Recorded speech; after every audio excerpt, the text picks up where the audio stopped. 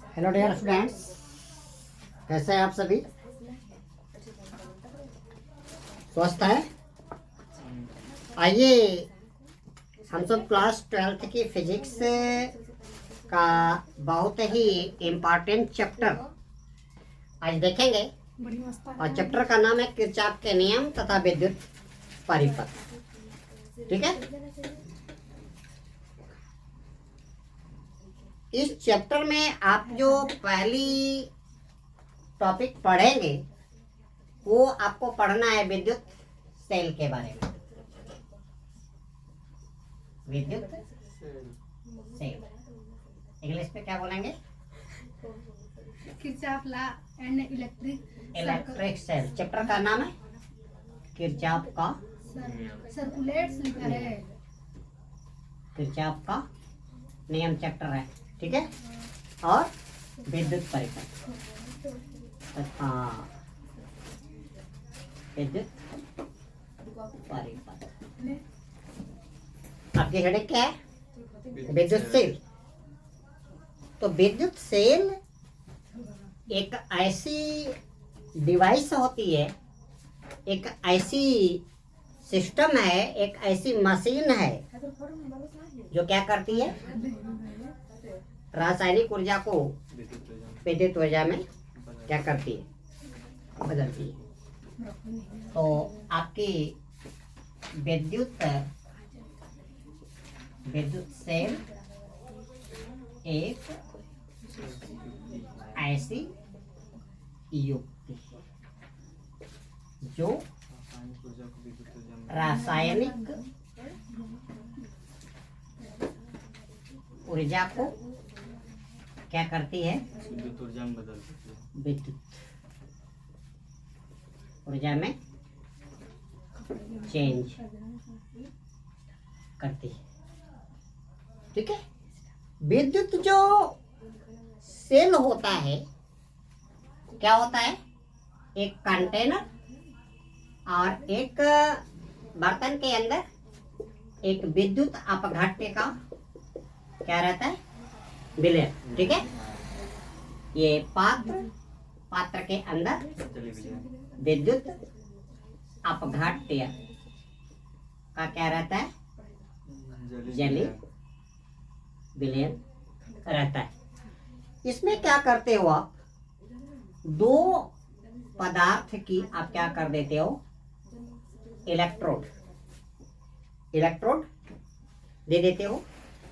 और इसमें एक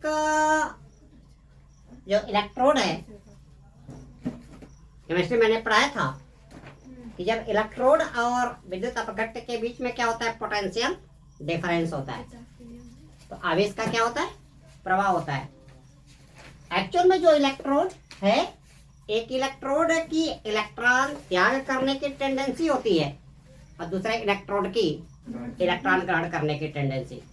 और इलेक्ट्रॉन का त्याग या इलेक्ट्रॉन का ग्रहण किसके बीच में? धातु और विद्युत अपघट्य के बीच में। और त्याग या ग्रहण यानी आवेश का फ्लो किसके कारण होगा? ये इलेक्ट्रोड और विद्युत अपघट्य के बीच में क्या होगा? पोटेंशियल डिफरेंस होगा, ठीक है। तो ये इलेक्ट्रोड जो बना, एक आपका प्लस हो गया और एक क्या हो गया? माइनस। जो प्लस है ये क्या करेगा? इसके धातु से क्या करेंगे? इलेक्ट्रॉन इसमें आएंगे, विलयन में आएंगे, और माइनस वाले पे क्या? इलेक्ट्रॉन इस पे जाएंगे, ठीक है। तो इसका मतलब ये जो आपका इलेक्ट्रोड बना, एक इलेक्ट्रोड पे प्लस चार्ज है, दूसरे पे क्या? Minus charge. जिस पे प्लस चार्ज आया उसको आप क्या बोलते हो? एनोड बोलते हो। और जिस पे माइनस चार्ज आया उसको आप क्या बोलते हो? कैथोड। क्या कहा? विद्युत सेल एक ऐसी युक्ति जो रासायनिक ऊर्जा को विद्युत ऊर्जा में, और विद्युत सेल में क्या करते हैं? एक पात्र के अंदर एक विद्युत अपघट्य का जली विलयन, उसमें दो अलग अलग धातुओं के क्या कर देते हैं? इलेक्ट्रोड लटका देते हैं। एक इलेक्ट्रोड की ये टेंडेंसी होती है कि वो क्या करता है? कंटेनर के अंदर, विलयन के अंदर इलेक्ट्रॉन का त्याग करता है, और दूसरा क्या करता है? इलेक्ट्रॉन की ग्रहण करने की टेंडेंसी होती है, जिसके कारण इस डिवाइस पे ये जो इलेक्ट्रोड लगे, एक पे क्या आ जाएगा? इलेक्ट्रॉन के त्याग के कारण प्लस चार्ज, और दूसरे पे क्या? इलेक्ट्रॉन गया तो उस पर माइनस चार्ज, ठीक है। तो इस तरह की डिवाइस आपकी क्या कहलाएगी, विद्युत सेल। सेल कही जाएगी, ठीक है। तो यहाँ पे क्या हो गया, विद्युत सेल, विद्युत सेल में एक पात्र के अंदर क्या होता है, विद्युत अपघट्य का क्या रहता है, जलीय विलयन। और इस जलीय विलयन में दो अलग अलग धातुओं के, है ना, क्या होते हैं, इलेक्ट्रोड लटकाए रहते हैं। दो अलग अलग धातुओं के क्या, इलेक्ट्रोड होते हैं। एक इलेक्ट्रोड की क्षमता, एक टेंडेंसी होती है कि इलेक्ट्रॉन को क्या करता है, लॉस करता है। और इलेक्ट्रॉन का त्याग का मतलब क्या, ऑक्सीकरण संख्या बढ़ना। और जिस इलेक्ट्रोड पे इलेक्ट्रॉन का त्याग होता है उस पे कौन सी प्रक्रिया होती है, ऑक्सीकरण की प्रक्रिया होती है। यानी एनोड पे आपकी कौन सी प्रक्रिया हो जाएगी, ऑक्सीडेशन की प्रक्रिया हो जाएगी। और कैथोड पे कौन सी प्रक्रिया होगी, वो आपकी रिडक्शन की प्रक्रिया होगी। तो जो आपका इलेक्ट्रिकल सेल है, एक्चुअल में जब आप दो अलग अलग धातुओं के इलेक्ट्रोड को किसी इलेक्ट्रोलाइटिक सॉल्यूशन से भरे एक कंटेनर में लटका देती हो, तो एक इलेक्ट्रोड पे ऑक्सीडेशन यानी ऑक्सीकरण की प्रक्रिया होती है, और दूसरे पे क्या होती है, रिडक्शन, अपचयन की प्रक्रिया होती है। और यहाँ पे क्या होता है, जब एक इलेक्ट्रोड पे ऑक्सीकरण की प्रक्रिया होगी तो दूसरे पे क्या, रिडक्शन की प्रक्रिया होगी। और आपने केमिस्ट्री में पढ़ा हुआ है कि ऑक्सीडेशन की प्रक्रिया अकेले नहीं होती, न तो अकेले रिडक्शन की प्रक्रिया होती है। जहाँ भी ये प्रक्रियाएं होती हैं दोनों साथ साथ होती हैं। एक इलेक्ट्रॉन का त्याग करता है तो दूसरा इलेक्ट्रॉन को क्या कर लेता है, ग्रहण कर लेता है। यानी कि ऑक्सीकरण और अपचयन दोनों की प्रक्रिया साथ साथ चलती हैं। इस तरह की अभिक्रिया ऑक्सीकरण अपचयन अभिक्रिया या रिडक्शन ऑक्सीडेशन, शॉर्टकट में आप क्या बोलेंगे, रेडॉक्स अभिक्रिया।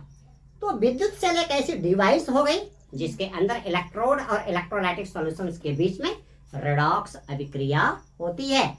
और यहाँ पे क्या होता है,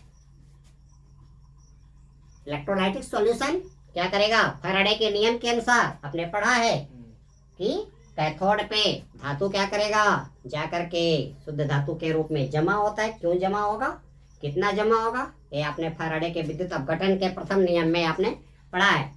और क्या पढ़ा, अलग अलग धातुओं के इलेक्ट्रोड लिए जाएं, उन इलेक्ट्रोडों पे, कैथोडों पे डिपॉजिट धातुओं की मात्राओं का जो अनुपात आता है फैराडे के विद्युत अपघटन के द्वितीय नियम से, और ये आपका क्या आता था, W1/W2, जो अलग अलग इलेक्ट्रोडों पे, ठीक है, अलग अलग पदार्थों के जमा हुए धातुओं की मात्राएं हैं।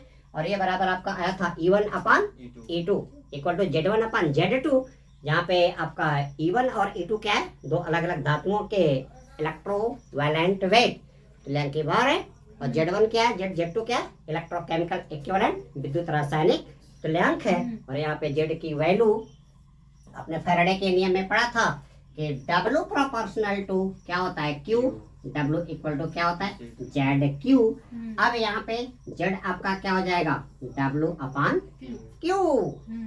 तो एकांक एक कूलम आवेश देने पे पदार्थ पे जितनी मात्रा डिपॉजिट होगी वो उसका क्या कहलाएगा, विद्युत रासायनिक तुल्यांक कहा जाएगा, ठीक है।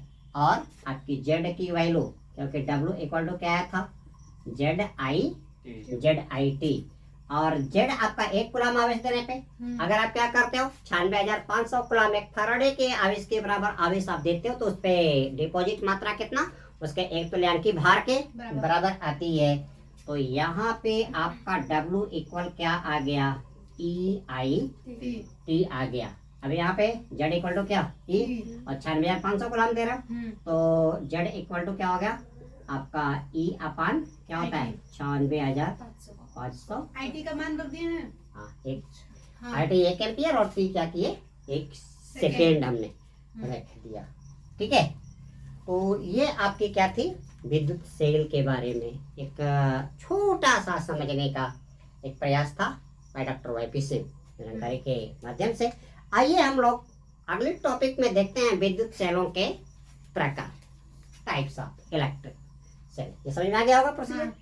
अब आपका आ गया विद्युत सेलों के प्रकार। ये आपका बेटा इंग्लिश में क्या बोलोगे? Types of electric cell. तो सेल आपके दो तरह के, एक है प्राथमिक सेल जिसको एक बार चार्ज कर लिए, यूटिलाइज कर लो, डिस्चार्ज हो जाएगा, दोबारा आप चार्ज नहीं कर पाओगे, क्या कर देंगे? फेंक देंगे।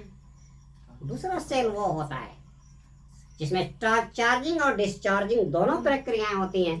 एक बार डिस्चार्ज हो गया तो उसको क्या करोगे? चार्ज कर लोगे, ठीक है। और चार्ज करने के बाद फिर से वो क्या हो जाएगा? चार्ज हो गया, आप उसको यूटिलाइज करोगे, फिर डिस्चार्ज होगा, फिर डिस्चार्ज होगा, क्या करोगे? फिर चार्ज करोगे। तो सेल आपके बन गए दो प्रकार के, और एक सेल आपका बन गया कौन सा? प्राथमिक सेल। अंग्रेजी में बोले तो क्या बोले? Primary cell.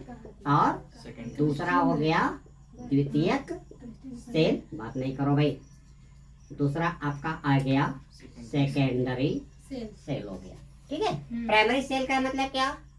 ये केवल एक बार ही चार्ज होगा, डिस्चार्ज होने पे इसको दोबारा चार्ज नहीं कर सकते, ठीक है। केवल एक बार ही क्या होता है? चार्ज एक बार ही क्या चार्ज है, दोबारा चार्ज नहीं कर सकते, ठीक है। दोबारा चार्ज नहीं कर सकते। एग्जाम्पल आप देना चाहो तो ये आपका शुष्क सेल, लैक्लांसे सेल, शुष्क सेल या लैक्लांसे सेल। आपका जो सेकेंडरी सेल है इसको बार बार आप चार्ज करते हैं ना, इसको क्या करते हैं? बार बार आवेशित करते हैं, बार बार आवेशित कर सकते हैं, ठीक है। एग्जाम्पल क्या आ गया? सीसा संचायक सेल, लेड स्टोरेज बैटरी। सीसा संचायक सेल क्या बोलेंगे इसको? लेड स्टोरेज क्या हो गई भाई? सेल को तो हम बैटरी नहीं कह सकते। There is a great difference between cell and battery. Battery is the combination of more than one cell. Battery क्या होती है? एक से अधिक सेलों को आप क्या करते हो? जोड़ देते हो। और अभी आपकी जो टॉपिक आने वाली है सेलों का संयोजन, तो सेलों को आप तीन प्रकार से जोड़ सकते हो। एक सेलों का सरलीक्रम संयोजन, दूसरा होता है सेलों का समांतर क्रम संयोजन, और तीसरा आपका आता है सेलों का मिश्रित क्रम संयोजन, ठीक है। तो द्वितीयक सेल में आप पढ़ेंगे सीसा संचायक सेल और क्षारी सेल, तो इसको हम केमिस्ट्री के लिंक में डील करेंगे। आइए हम लोग देखते हैं सेल का विद्युत वाहक बल देखते हैं, ठीक है। पढ़ेंगे उसको, केमिस्ट्री वाले पढ़ेंगे। सेल का विद्युत वाहक बल देखेंगे। और सेल का विद्युत वाहक बल किसको बोलते हैं? पूरा का पूरा सेल जितना वोल्टेज क्या करता है? देता है, ठीक है। वैसे सामान्य तौर पे ये आपके जो प्राइमरी सेल जो होते हैं वो 1.5 वोल्ट के होते हैं, और ये जो सीसा संचायक सेल है ये कितना वोल्ट देता है? 12 वोल्ट देता है, ठीक है। तो अब यहाँ पे सेल के इंटरनल चार्ज कर दो, उसके बाद आप उसका वोल्टमीटर से चेक करो, तो जो दोनों उसके टर्मिनलों के बीच में जो पीडी आएगा वो उसका क्या कहलाएगा? सेल का विद्युत वाहक बल कहलाएगा। तो दोस्तों इस वीडियो लिंक में इतना ही।